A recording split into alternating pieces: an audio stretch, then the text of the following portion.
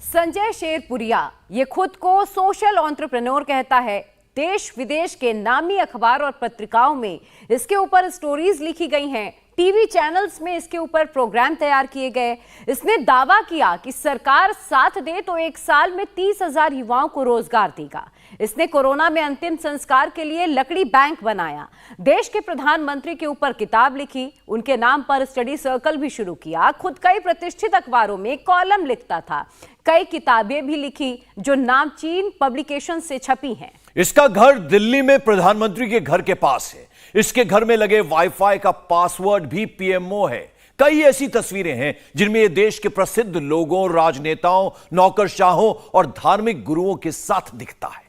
लेकिन जब एक दिन ये सुहेल देव एक्सप्रेस के कोच नंबर HF1 की सीट नंबर 9 में बैठकर गाजीपुर आ रहा था तो यूपी की स्पेशल टास्क फोर्स ने इसे कानपुर में पकड़ लिया। दावा किया गया कि यह तो ठग है, ये तो गुजरात से स्टेट बैंक ऑफ इंडिया का 300 करोड़ रुपए बिना चुकाए फरार है। इसकी पत्नी भी सहअभियुक्त है। एक नामी सोशल एंटरप्रेन्योर कैसे महाठग के आरोपों में फंस गया है? देश के सबसे पावरफुल इलाके में रहने वाला कैसे फ्रॉड का आरोपी बन गया? बड़े बड़े गायक जिसके प्रयासों का इश्तिहार गाते फिरते हैं, वो इतना कुख्यात कैसे हो गया? गुजरात से गाजीपुर के बीच संजय शेरपुरिया कब कैसे ठगी के आरोपों में घिर गया, आइए समझते हैं।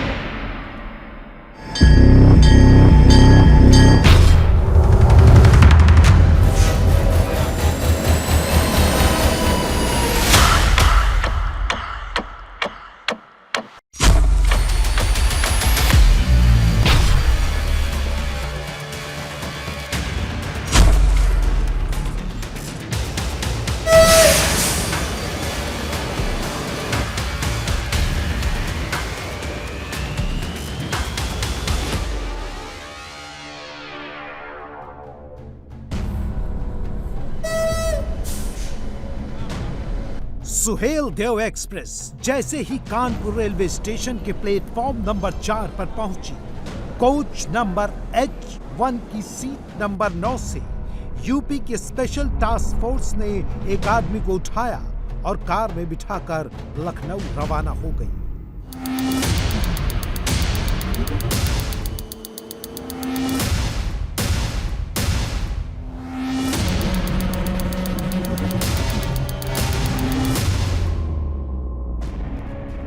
और जब एसटीएफ की एफआईआर सामने आई तो कल तक सामाजिक उद्यमी के नाम से विख्यात, लेखक के नाम से प्रसिद्ध, अखबारों के कॉलमिस्ट, उद्योगपति एक बड़े ठग में बदल चुके थे।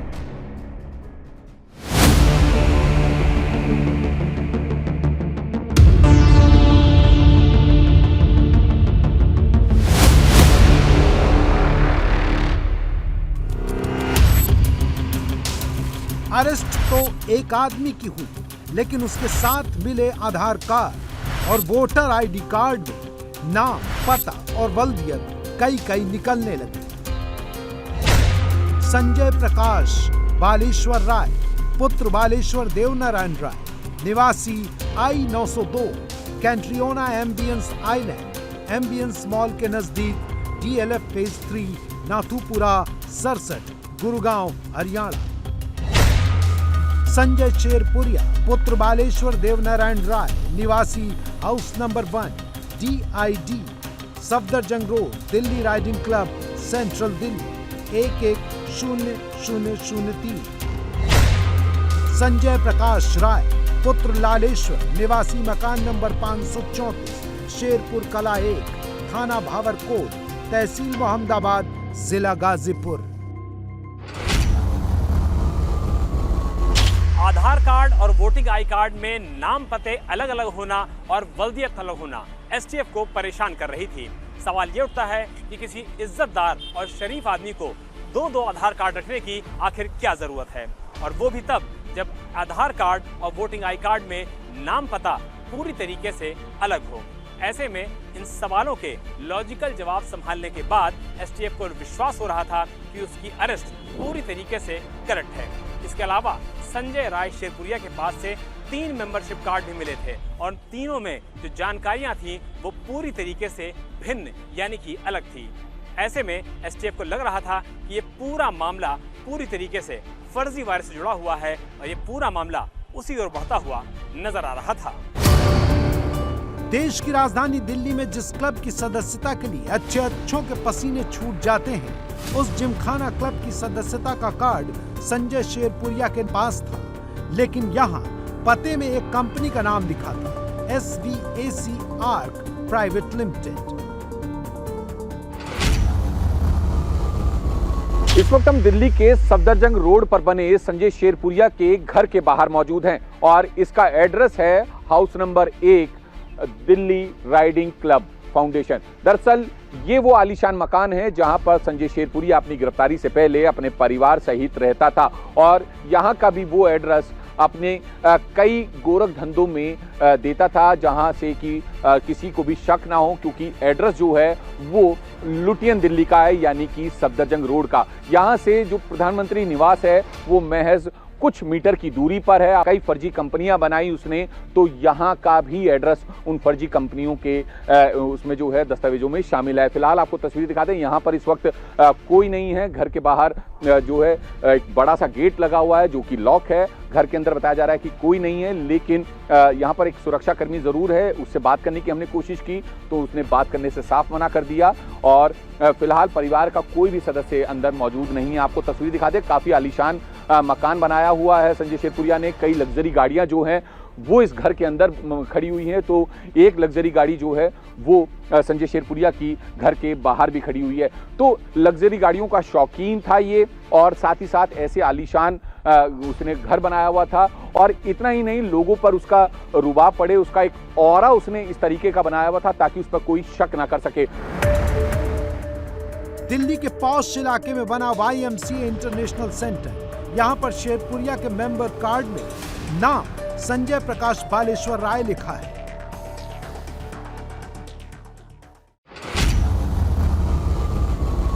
संजय शेरपुरिया जिसके ऊपर हवाला और मनी लॉन्ड्रिंग जैसे कई गंभीर आरोप हैं और जिसे एसटीएफ गिरफ्तार कर चुकी है, उसने अपना एक पता गुरुग्राम की कैट्रियोना आइसलैंड सोसाइटी का भी दिया हुआ था। दरअसल उसी सोसाइटी के बाहर इस वक्त हम मौजूद हैं और आप यहां पर देखेंगे एक बड़ा बोर्ड भी लगा हुआ है कैट्रियोना सोसाइटी का।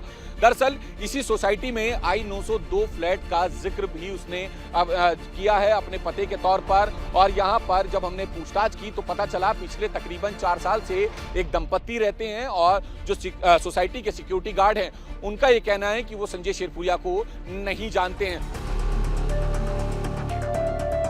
इसके अलावा क्लब 19 की सदस्यता का भी कार्ड मिला है। एसटीएफ की FIR के मुताबिक इन सब दस्तावेजों को बनाने में इस्तेमाल किए गए कागज और इनमें दी गई जानकारी जांच के दायरे में है। FIR के मुताबिक संजय शेरपुरिया के पास एक मूवमेंट पास भी बरामद किया गया है जो डिप्टी कमिश्नर पुलिस के हस्ताक्षर से तैयार किया गया है। ये लखनऊ का विभूति खंड पुलिस स्टेशन है और फिलहाल विभूति खंड थाने की पुलिस टीम शेरपुरिया को दिल्ली से लेकर के गुजरात तक की सैर करवा रही है।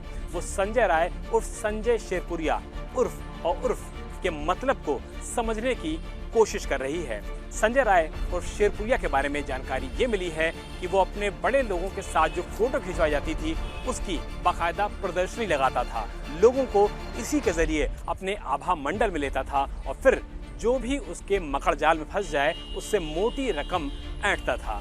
सांसद का टिकट दिलवाना हो, किसी भी तरीके के विवाद को निपटाना हो या फिर पुलिस के साथ साथ किसी भी एजेंसी के एक्शन से बचना हो, संजय राय उस संजय शेरपुरिया के पास हर मर्ज की दवा है, ऐसा वो लोगों से दावा करता था और इसके बदले वो लोगों से बड़ी और मोटी रकम ऐंठता था। राष्ट्रीय स्वयंसेवक संघ के प्रमुख उसकी लिखी किताब का विमोचन करते हैं। शंकराचार्य उसकी किताब का समर्पण करते हैं। केंद्र और राज्य सरकार के मंत्रियों से मिलता था, उनका सम्मान करता था, अपनी किताबें देता था। वो अपनी किताब देने के लिए बड़े बड़े लोगों से मिलता है। उसके आयोजन में देश के बड़े नौकरशाह इनाम लेने आते थे। राज्यपाल और राज्यों के मंत्री उसके फंक्शन में चीफ गेस्ट बनते थे। वो बड़े बड़े आयोजन के डायस पर खड़ा होकर भाषण देता था। मनोज तिवारी उसके परिवार के साथ फोटो खिंचवाते थे। वो विश्व रिकॉर्ड बनाता था। उसको तरह तरह की मानद डिग्री मिलती थी। वो संत परिषद का आयोजन करता था। बड़े बड़े ऑफिस में टाई लगाकर वो हाईटेक तरीके से काम करते हुए दिखता था। बड़े सांस्कृतिक आयोजनों में जाता था। इसके अलावा उसने रोजगार देने के नाम पर बड़ा कैंपेन चलाया। भोजपुरी फिल्मों के बड़े अभिनेता पवन सिंह उसके साथ एल्बम में दिखाई देते हैं और उनके नाम के यूट्यूब चैनल से उस ऑडियो विजुअल को शेयर भी किया जाता है।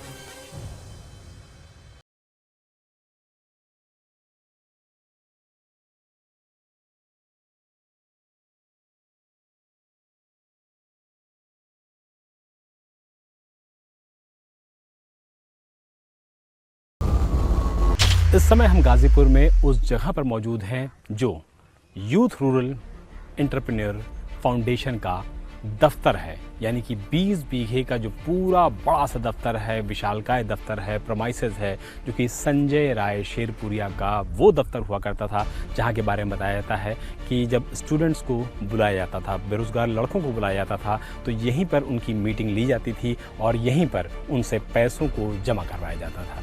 हालांकि हम जब यहाँ पर पहुँचे हैं तो अंदर वो चीज़ें दिखी हैं, वो चीज़ें मौजूद हैं जो बेरोज़गारी को दूर करने की एक कोशिश की जा रही थी। प्रधानमंत्री नरेंद्र मोदी की तस्वीर देखिए, संजय राय शेरपुरिया की तस्वीर देखिए और यूथ रूरल एंटरप्रेन्योर फाउंडेशन का यहाँ पर जिक्र है।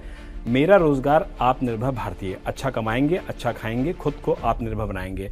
कुछ इस तरीके के जो स्लोगन्स हैं, उन स्लोगन्स का भी यहाँ पर जिक्र किया गया है। और जिस रूम में इस समय हम मौजूद हैं, ये बाकायदा किसानों के लिए एक तरीके की क्लास हुआ करती थी, क्योंकि किसानों को यहाँ पर बुलाया जाता था। और सामने आप वाइट बोर्ड देखिए, उस वाइट बोर्ड पे किसानों के लिए जो उनकी खेती से जुड़े हुए एस्पेक्ट्स होते थे, उन खेती से जुड़े हुए एस्पेक्ट को उनको समझाया जाता था। जैसे कि लगातार हम देख रहे हैं यूथ रूरल एंटरप्रेन्योर फाउंडेशन में लगातार नजर आ रहे हैं, तो वो क्या किसी पद पे थे या इसके माध्यम से वो लोगों की सेवा करते थे? जी, इसके माध्यम से वो लोगों की सेवा करते थे जी। अब फिलहाल काम की क्या स्थिति है? काम चल रहे हैं या फिलहाल ठप पड़े हैं? अभी तो काम रुक गया, जब से ये चीज़ें आई हैं मीडिया में तब से रुका हुआ है काम। पर अभी काम यहाँ पे डेयरी का होने वाला था, 200 गाय आने वाली थी और पॉली हाउस लगने वाला था, जरबेरा की खेती होती थी उसमें, और मशरूम कल्टीवेशन और इन सब चीज़ों का भी होता, उन्नत खेती के बारे में। उत्तर प्रदेश में गाजीपुर जिले का शेरपुर गांव संजय राय उर्फ संजय शेरपुरिया का पैतृक गांव है। उन्होंने नौकरी देने के नाम पर यहां काफी बड़ा आयोजन किया। उस आयोजन की तस्वीरों में यूपी सरकार के तत्कालीन मंत्री और सितारों को भी देखा गया। दावा था हर हाथ को काम और हर जेब में दाम। लेकिन आरोप है कि उन्होंने नौकरी देने के नाम पर पैसे लिए, लेकिन नौकरी नहीं दी। बिल्कुल गलत है, निराधार है, किसी से 1 रुपया भी नहीं लिए हैं। जो ये लोग दिखा रहे हैं बिल्कुल गलत है।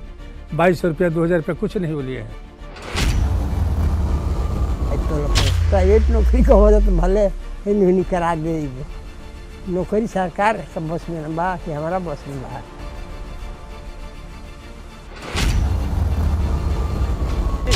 इसका सच्चाई यही है कि चूँकि हम लोग साथ साथ लगे हुए थे, मतलब जहाँ भी ये सब होता था, तो मेला लगा था मुहम्मदाबाद अशरफ इंटर कॉलेज में। मोबाइल के मिस कॉल से या स्कैनर के माध्यम से बच्चे जुड़ते थे और वहाँ पे इंटरव्यू हुआ था। वहाँ इंटरव्यू में जो लड़के सिलेक्शन हुए उनको पहले ही बताया गया था कि जैसे एक मारुति सुजुकी कंपनी थी, उसी में आपको जाना है और सीखना है, और सीखने के दौरान आपको 12,000 से 14,000 रुपया जो आपको मिलेगा, और जब आपकी 1 साल या 2 साल की ट्रेनिंग पूरी हो जाएगी, आपको डिप्लोमा मिल जाएगा, तो उसी में से आपको कैंपस सिलेक्शन होकर आपको रोज़गार मिल जाएगा। बाकी अगर 20,000 लड़कों की जो बात आ रही है, चाहे उसमें से एक भी लड़के को आप यहाँ पे लाइए या आप उनसे जाके पूछिए कि 1 रुपये का सिक्का भी उनसे नहीं लिया गया है। तो भी एक डेटा मिला है कि 2100-2200 रुपये लिया गया है पर पर्सन से। तो आपने बताया कि शायद 20,000 लोग करीब डेटा है आपके पास, जुड़े थे लोग, तो शायद आप कैलकुलेशन करेंगे तो शायद करोड़ों में चला जाता है ये अमाउंट। तो अगर शायद 4 करोड़ से ऊपर चला जाता है, जैसा मैंने किया कैलकुलेशन, तो 4 करोड़ रुपए उनके खाते में जाएंगे, तो उसका डेटा भी होगा आपके पास। जो भी इल्ज़ाम लगा रहा है, मैं आपको नहीं बोल रहा हूँ, और वो है नहीं, तो ऐसे ही आप इसको मान सकते हैं कि जो भी ये सवाल है बिल्कुल गलत है, और जो लगाया जा रहा है इल्ज़ाम बिल्कुल गलत है सर। देखिए, हम लोग भी पेपर में तो एक बार सोचे, क्योंकि आज से 2-3 साल पहले कोरोना में ये मतलब गाजीपुर में ऐसा इनका धीरे धीरे मतलब ग्रोथ बना ना कि पूरा मतलब बच्चे इनको जानने लगे, मतलब संजय शेरपुरिया के नाम से पूरा प्रसिद्ध हो गए। 2 साल पहले की बात, जब कोरोना काल में तभी ये गाजीपुर में एंट्री किए थे। उसी समय से मतलब इनका धीरे धीरे अपना पूरा ब्लॉक गाजीपुर पूरा मतलब हर जगह अपना ये अपना ग्रुप मतलब फैलाने लगे। हमारे गांव में अगल बगल अगर 2-4 लोग को देखते तो भाई उम्मीद होती हम लोगों को भी, तो चलिए उनको मिले, हम लोग को भी मिल सकती है, उनके पास चलते हैं। पर ऐसा कभी हुआ नहीं, हम लोग अपने पूरे ब्लॉक में कभी नहीं देखे जी। आपके पूरे ब्लॉक में कभी किसी को रोजगार मिला? कभी नहीं, हम लोग कभी नहीं देखे अभी आज तक। संजय शेरपुरिया के बारे में हमारी रिसर्च के दौरान ऐसी बहुत सी मीडिया रिपोर्ट मिली हैं जिसमें उसे महान उद्यमी बताया गया है। उसके बारे में लिखा गया है कि वह असम में जन्मा, वहीं उसकी पढ़ाई लिखाई शुरू हुई। वहां उसने कूड़ा बेचकर अपने भाई बहन की पढ़ाई का इंतजाम किया। असम से गुजरात आया, जहां उसने होटल में बैरे की नौकरी की, सिक्योरिटी सुपरवाइजर की नौकरी की, लेकिन कुछ ही दिनों में पेट्रोलियम का काम शुरू कर दिया। फिर वो दिल्ली आया, जहां उसने हाई वैल्यू एड्रेस बनाया, किताबें लिखी, बड़ी कंपनी बनाई, नेटवर्किंग की। फिर गाजीपुर में एंट्री ली, जहां रोजगार, कोरोना मदद और शमशान लकड़ी बैंक का काम कर सुर्खियां बटोरी।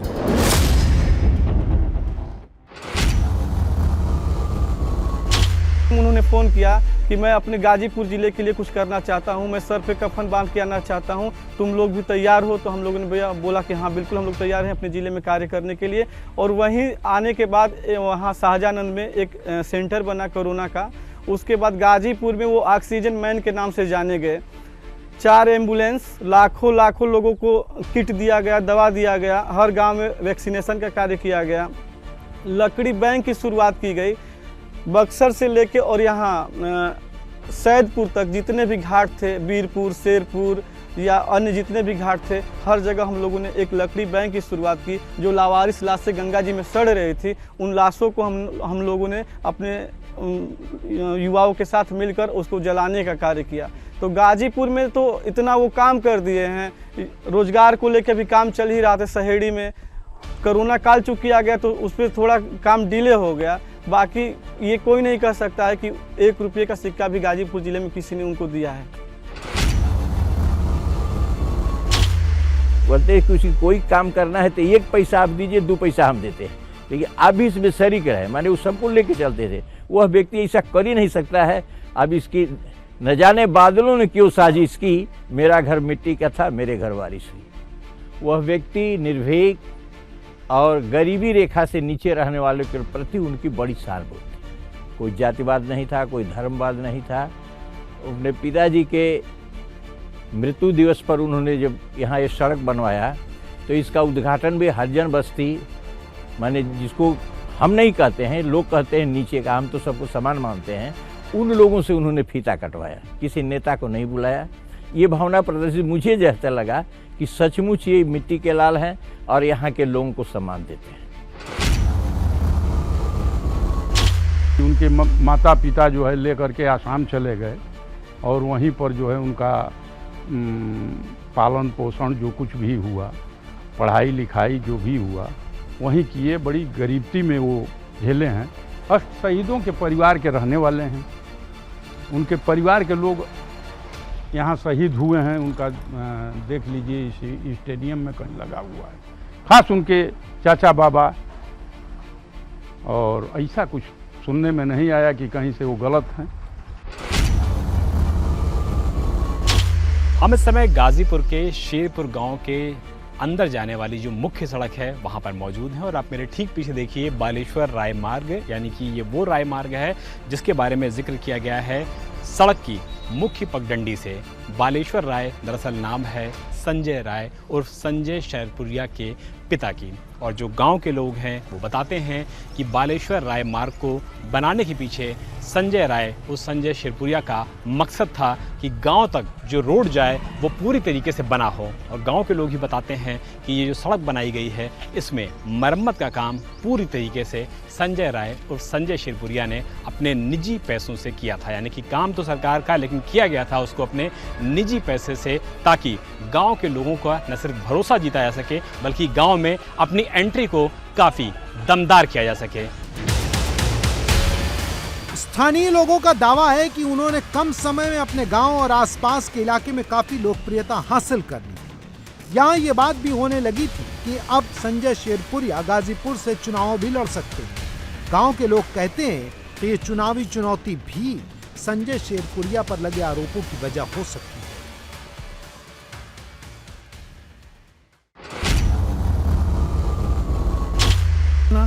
मन से तनाव कर रहा, लेकिन भ्रमित थे दूसरा दल के लोग कि कब लड़ न जाए। इतना इसका प्रभाव हो गया है जिले के अंदर, और ज़्यादा प्रभाव का कोरोना काल से हुआ है। प्रोत्साहित करते थे और बच्चों को आप बहुत मिलते थे। अभी खड़ा हो जाए यहाँ हजारों बच्चे घेर लेंगे उनको, उतना उनका प्रभाव था, व्यवहार था। मामला राजनीति के लोग से यह कहता रहा कि हमरा लड़े के नहीं थे। इनके एक मतलब आवाज़ पे हजारों लोग यहाँ से 10 किलोमीटर की दूरी पे जा रहे हैं पैदल यात्रा में, तो हो सकता है उनको टारगेट करने का इच्छा हो या कुछ भी हो। शेरपुर गांव की पहचान ये भी है कि यहाँ से कई नेशनल लेवल के प्लेयर वॉलीबॉल में देश का प्रतिनिधित्व कर चुके हैं। यानी कि खेल के साथ गाजीपुर के इस गांव का पुराना जुड़ाव है। संजय शेरपुरिया भी जब इस गांव में पहुंचता है तो निश्चित तौर पर वो यहाँ के यूथ से कनेक्ट करने के लिए ऐसे आयोजनों को भी यहाँ शुरुआत करता है जिसमें नेशनल लेवल के प्लेयर्स यहाँ पर आए, अंतर्राष्ट्रीय और राष्ट्रीय यहाँ पर आयोजन किया जा सके। और यही वजह है कि अपने पुश्तैनी घर के ठीक सामने इस मिनी स्टेडियम में संजय राय और संजय शेरपुरिया ने बाकायदा मिनी स्टेडियम में वॉलीबॉल के लिए हर तरीके की सुविधाओं को यहाँ पर लैस किया। गांव वाले कहते हैं कि संजय शेरपुरिया चुपचाप मदद करता था। वो पैसे से होने वाले काम में बिना चंदा लिए कुछ नहीं करता था। वो किसी से नौकरी देने का वायदा नहीं करता था, हमेशा रोजगार पर जोर देता था। गांव वालों से उसने बार बार कहा कि वो राजनीति में नहीं आना चाहता। गांव में संजय शेरपुरिया का कोई घर भी नहीं था और वो गांव में ज्यादा रुकता भी नहीं था। लेकिन जब हमारे रिपोर्टर शेरपुर से गाजीपुर पहुंचे तो उन्हें संजय शेरपुरिया का नया चेहरा देखने को मिला। रिपोर्टर विशाल उस होटल में पहुंचे जहां संजय शेरपुरिया दिल्ली से आकर रुकता था।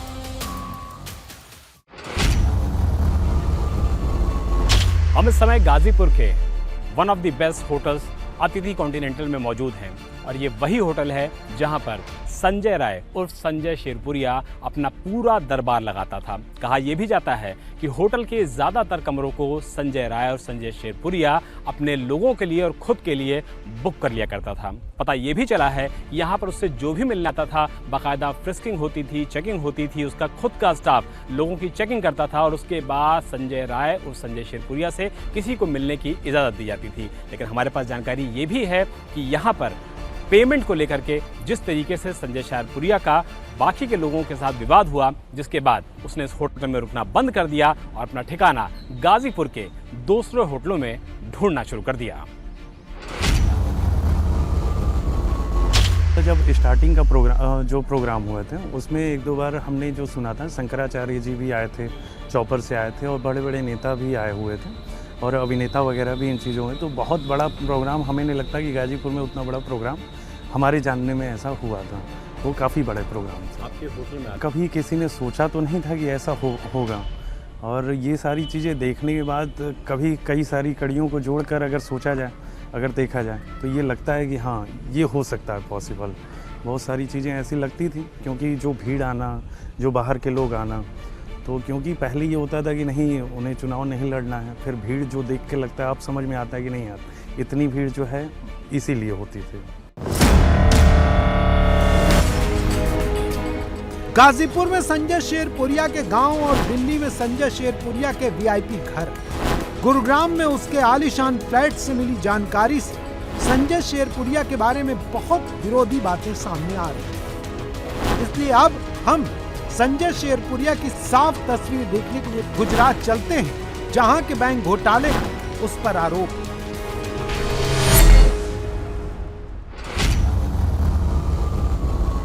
संजय राय और संजय शेरपुरिया के जीवन में रईस बनने की सीढ़ी की शुरुआत गुजरात से हुई। यहीं से उसने खूब पैसा कमाया, रिश्ते बनाए, बड़े और नामचीन नेताओं से लेकर के अफसरशाहों तक अपनी पहुंच बनाई। बड़े बड़े नेताओं के साथ तस्वीरें खिंचवा करके वो अधिकारियों पर अपना रौब जमाता था।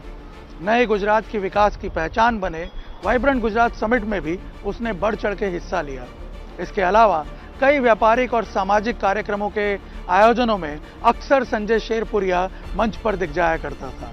इसके अलावा अपनी कंपनियों के बोर्ड में उसने कई नौकरशाहों के रिश्तेदारों को डायरेक्टर बनाया। लेकिन इन सब की शुरुआत हुई गुजरात में कच्छ के गांधीधाम से। कच्छ के गांधीधाम में नई कंपनियों के बोर्ड के पीछे इमारत की दीवार पर एक इबारत छिपी है, जिसे मिलाकर पढ़ें तो नाम आता है MARINA, यानी मरीना। ये एक होटल हुआ करता था। यहीं से शुरू होती है संजय शेरपुरिया की कहानी। संजय शेरपुरिया गुजरात के कच्छ में गांधीधाम पहुंचा। यहाँ वो आसाम से आया था। उसने गांधीधाम के मरीना होटल में वेटर की नौकरी करनी शुरू कर दी और कुछ समय के बाद संजय ने मरीना होटल के मालिक के जीजा माणिक और पप्पी चेलानी की दुकान पर भी काम करना शुरू कर दिया। पप्पी चेलानी किराना की दुकान चलाया करता था। उन दिनों में संजय पर भाई बहनों के पालन पोषण की भी जिम्मेदारी थी, तो उसने कई जगह काम करके पैसा कमाने की कोशिश की और बहुत जल्द वहाँ के लोगों का विश्वास जीत लिया। गांधीधाम के स्थानीय लोगों का कहना है कि कुछ समय के बाद पप्पी चेलानी की बेटी कंचन के साथ संजय की शादी हो गई। आपकी टीवी स्क्रीन पर गुजरात के कच्छ गांधीधाम में चावला चौक के पास नींबूमल बिल्डिंग की तस्वीरें। यहाँ पर 2002 से 2006 के बीच संजय शेरपुरिया ने अपना ऑफिस खोला था। यहाँ पर पास में पप्पी चेलानी की दुकान थी, जिसमें संजय शेरपुरिया नौकरी करता था। पप्पी चेलानी का दामाद बनने के बाद संजय शेरपुरिया का जीवन बदल गया। संजय शेरपुरिया की पत्नी कंचन के पिता पप्पी चेलानी के पास एक बड़ी जमीन थी। शेरपुरिया ने उसे गिरवी रखकर बैंक से उधार लिया और पेट्रोकेमिकल का व्यापार शुरू कर दिया। वो लोगों के बीच खुद को बड़े व्यापारी की तरह प्रचारित करने लगा।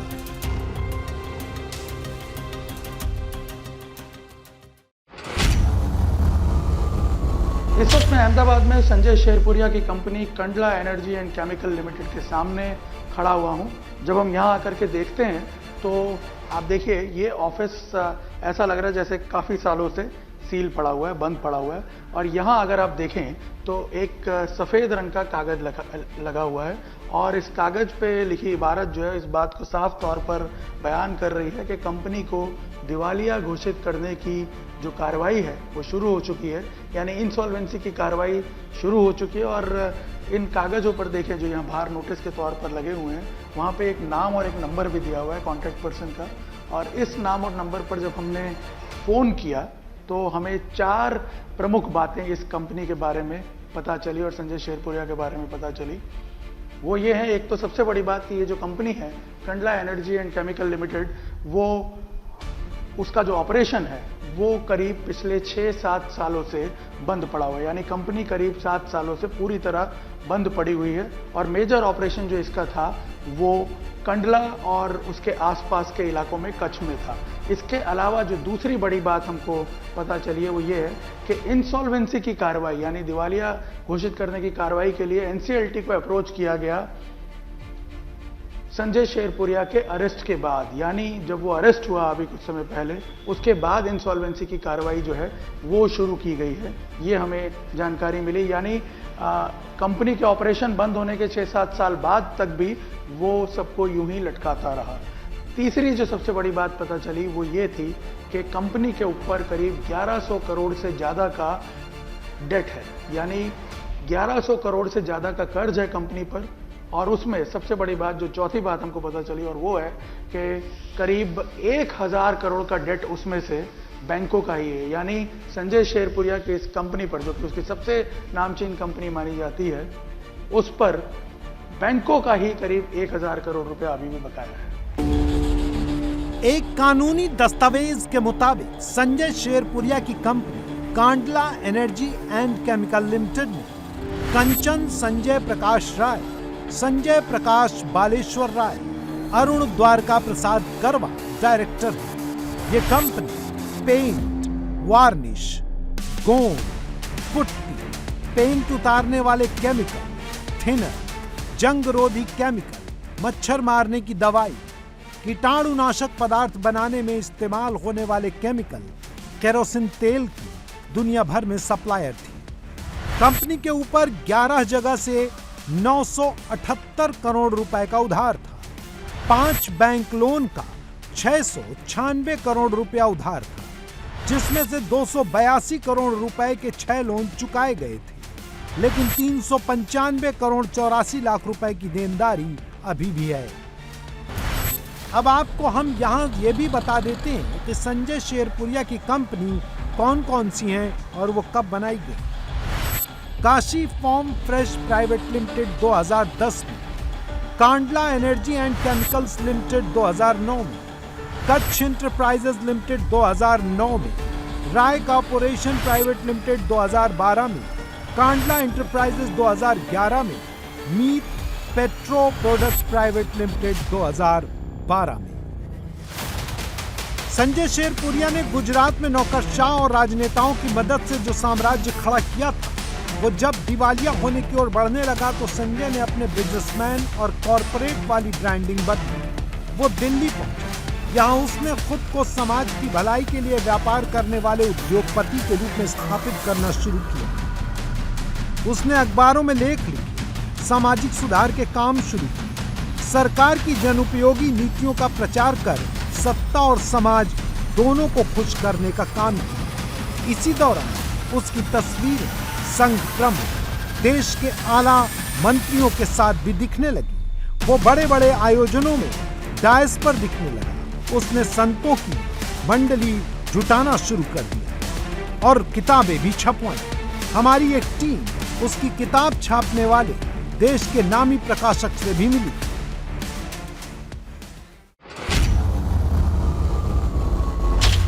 जब यहाँ आए तो मुझे तो नहीं पता कौन क्या है। आज हम किसी से प्रभावित नहीं होते।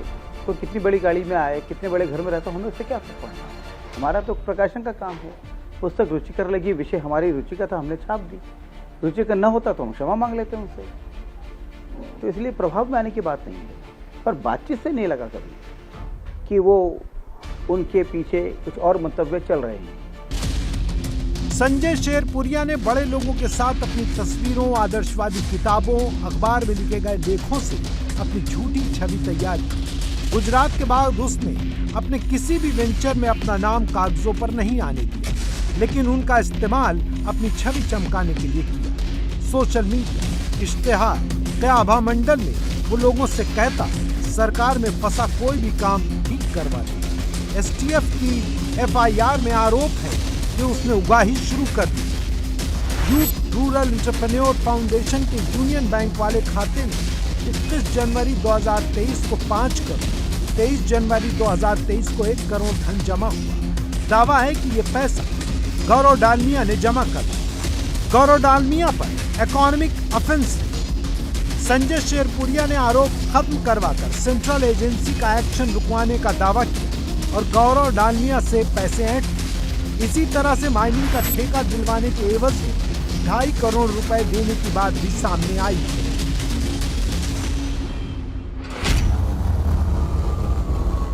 संजय राय उर्फ संजय शेरपुरिया के मोबाइल में बहुत सारे ऐसे राज दफन हैं जो वाकई में चौंकाने वाले और सनसनीखेज हैं। यही वजह है कि यूपी पुलिस और यूपी एसटीएफ उसके मोबाइल को रिट्रीव करने की लगातार कोशिश कर रही है, क्योंकि पुलिस को उम्मीद है कि इस खुलासे के बाद निश्चित तौर पर कई चौंकाने वाले खुलासे भी सामने आ सकते हैं। पता ये भी चला है कि संजय राय उर्फ संजय शेरपुरिया के गांव का एक युवक है आफाक, जिसको लेकर के माइनिंग ठेके का भी जिक्र किया गया है। लेकिन जब इंडिया टीवी की टीम शेरपुर गांव में पहुंची तो आफाक के बारे में यही जानकारी मिली कि गांव के कई युवकों को लेकर के संजय राय गुजरात गया था और वहां उसने उनको रोजगार भी दिलाया था। यही वजह है कि जब इंडिया टीवी की टीम ने आफाक से शेरपुर गांव में संपर्क करने की कोशिश की तो आफाक से हमारा संपर्क नहीं हो पाया।